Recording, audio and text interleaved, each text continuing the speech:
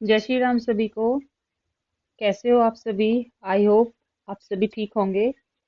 जैसा कि अब मैंने बताया था, हमने जो है साइकोलॉजी की क्लासेस स्टार्ट की हुई हैं, जो हमारे सीडीपी टेट एग्जाम्स के लिए एंड जो भी आपका एजुकेशन से रिलेटेड एग्जाम है जिसमें साइकोलॉजी एक एज ए पार्ट होता है, उस सभी के लिए काफी बेनिफिट्स होने वाला है। तो आज हमारी थ्योरी है ecological theory of the bronze fan banners.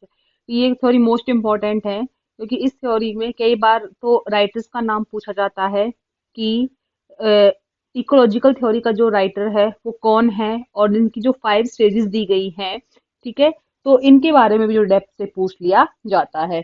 तो हमने इसी चीज को ध्यान में रखते हुए जो है इसको स्टार्ट किया है, ठीक है। तो जो इकोलॉजिकल थ्योरी है ये हमारी ब्रॉन पेन ब्रेनर ने दी थी। इसको हम सोशल एनवायरनमेंट थ्योरी भी कहते हैं। क्यों कहते हैं सोशल एनवायरनमेंट? इन्होंने कहा था कि जिस तरह के एनवायरनमेंट में जो बच्चा पलता बढ़ता है ना, ठीक है, कि जो हमारा सामाजिक पर्यावरण होता है वो भी हमारे पालन पोषण को जो है काफी हद तक अफेक्ट करता है। तो बच्चा उसी तरीके से जो है वन बाय सेकंड स्टेज तक जो है उससे इफेक्ट होता चला जाता है। तो डिले ना करते हुए हम स्टार्ट करते हैं।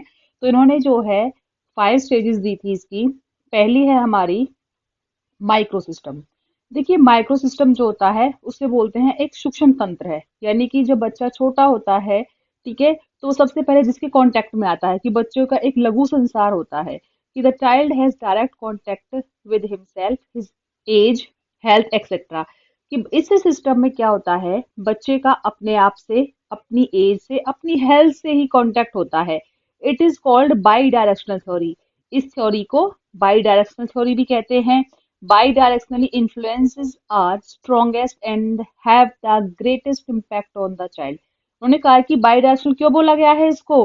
क्योंकि इसके द्विदिशा बोला गया है कि इससे खुद की एक बहुत ही स्ट्रांग और बहुत ही ज्यादा एक ग्रेट इम्पैक्ट पड़ता है बच्चे के ऊपर। क्योंकि जब बच्चा जिससे भी डायरेक्ट कांटेक्ट में आता है, कि जब बच्चा होता है तो किसके कांटेक्ट में आता है? वो अपने पेरेंट्स के आता है, ठीक है, घर का जो एनवायरनमेंट होता है, तो उन सभी चीजों का बच्चे के ऊपर जो है एक बहुत ही स्ट्रॉन्ग और ग्रेटेस्ट इम्पैक्ट पड़ता है। तो माइक्रो सिस्टम क्या है कि जिनसे बच्चा जो है डायरेक्टली अटैच्ड होता है, ठीक है। First is clear. नेक्स्ट है हमारी मेसो सिस्टम्स। अब देखिए, this layer provide the connection between the structure of the child's micro system. अब जो ये मेसो सिस्टम है, इसका जो कनेक्शन है वो किससे है हमारा? ये हमें एक कनेक्शन प्रोवाइड करता है मेसो सिस्टम से। सपोज करिए the connection between the child's teacher, parents, peer group, family and neighbourhood.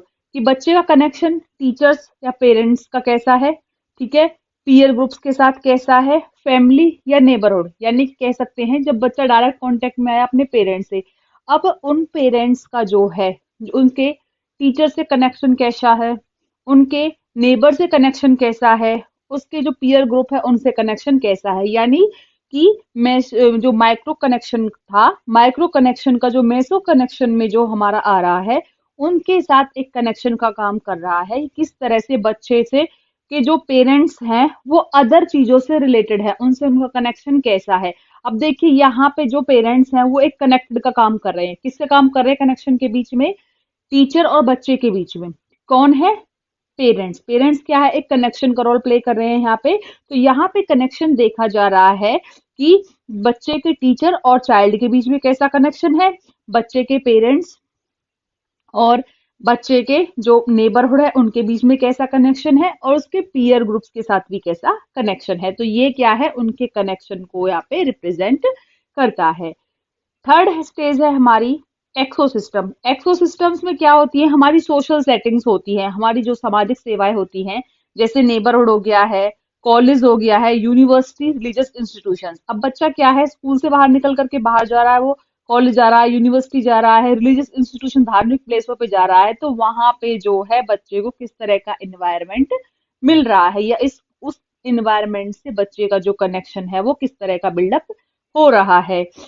Fourth stage है हमारी मैक्रो सिस्टम। मैक्रो सिस्टम क्या है हमारी?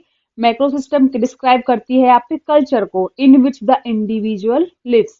कि आपका जो संस्कृति है, आपकी संस्कृति कैसी है, किस तरह की एनवायरनमेंट में, किस तरह के कल्चरल एनवायरनमेंट में एक बच्चा रहता है।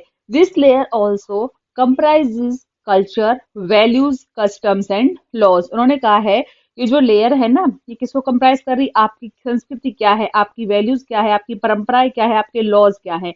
यानी माइक्रो सिस्टम का जो सीधा कनेक्शन होता है वो आपके कल्चर से रिलेटेड होता है। और लास्ट स्टेज जो है वो है हमारी क्रोनो सिस्टम। क्रोनो सिस्टम क्या होती है, हमारी सोशल या historical condition of the child, कि बच्चे की जो सामाजिक या कोई ऐतिहासिक ऐसी कंडीशन होती है कि जैसे पास्ट में कुछ हो चुका होता है, उसकी सडनली बच्चे के ऊपर साइकोलॉजिकली क्या इफेक्ट पड़ता है। जैसे कि timing of a parents death, किसी के पेरेंट्स की अचानक से डेथ हो गई तो उसको बच्चे को क्या हुआ, एकदम से अचानक साइकोलॉजिकली चेंज आ गए बच्चे में, occurs with the ageing of a child से। All the changes develop emotionally, और ये जो चेंजेस होते हैं, ठीक है, कहते हैं ना एक तरफ से शॉक लगना, तो ये इमोशनली बिल्डअप होते हैं। तो क्रोनो सिस्टम जो होता है वो हमारा साइकोलॉजिकली इमोशनली जो चेंजेस हमारे बिहेवियर में आते हैं उसको रिप्रेजेंट करता है। तो सबसे पहले हमारा माइक्रो होता है। माइक्रो सिस्टम एक बहुत छोटा होता है जिसमें बच्चे का क्या होता है, डायरेक्ट कॉन्टेक्ट होता है अपने परिवार से, ठीक है। उसके बाद मैसो आता है। मैसो में क्या है कि बच्चे के जो मैसो सिस्टम का, माइक्रो सिस्टम का कनेक्शन मैसो से कैसे बन रहा है, यानी कि उसके पेरेंट्स का जो कनेक्शन है उसके टीचर्स और उसके नेबरहुड के साथ कैसा है। थर्ड आपका एक्सो आता है। एक्सो सिस्टम में उसकी सोशल सेटिंग्स कैसी हैं, ठीक है, बच्चे कहाँ पे पढ़ाई कर रहा है, रिलीजियस एक्टिविटीज में पार्टिसिपेट कर रहा है या नहीं है। माइक्रो सिस्टम क्या रिप्रेजेंट करेगा, आपके कल्चर को। और क्रोनो सिस्टम आपके फिजियोलॉजिकल, साइकोलॉजिकल या इमोशनल चेंज जो भी है उनको रिप्रेजेंट करता है। ये छोटी जो आपकी ये थ्योरी है ये बहुत छोटी है, ठीक है, बट आपके क्वेश्चंस हर एग्जाम्स में, जितने भी आपके कॉम्पिटिटिव एग्जाम्स होते हैं सीडीपी के रिलेटेड, उनमें आपको इसका एक क्वेश्चन एवरी टाइम देखने को मिल जाता है। स्पेशली एचटेट में तो हमेशा एक क्वेश्चन इसमें से आता है। आई होप जो है आपको थ्योरी अच्छी लगी हो।